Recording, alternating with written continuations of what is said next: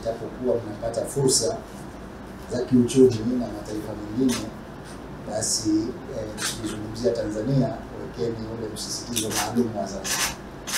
Maana pengine wakati mwingine fursa zinakuwa zinatofautiana. Kwa mfano sisi hapa zaidi ni uchumi wa blue.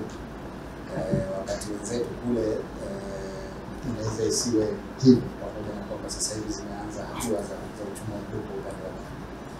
Lakini la pili ni fursa.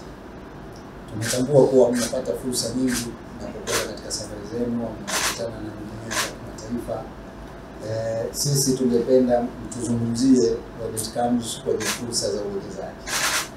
Zanzibar ina fursa nyingi za uwekezaji, hususan katika sekta yetu kuu, sekta mama ambayo ni utalii, lakini na sekta nyingine kama nilivyosema za uchumi wa blue.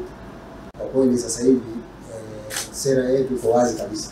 Yale mambo ya zamani ya siasa zaidi kwenye diplomasia sasa hivi zaidi sasa hivi ni uchumi. Tuzungumzie uchumi na fursa zetu tulizokuwa nazo. Kila mkipata nafasi basi muwe mna document inayoonyesha fursa za Zanzibar pia, ili kwenda kutusaidia kupromote Zanzibar. Nimalizie kwa kushukuru mara nyingine kwa kuja kuniona na kujitambulisha, na nami nilikuwa niwatakie mafanikio.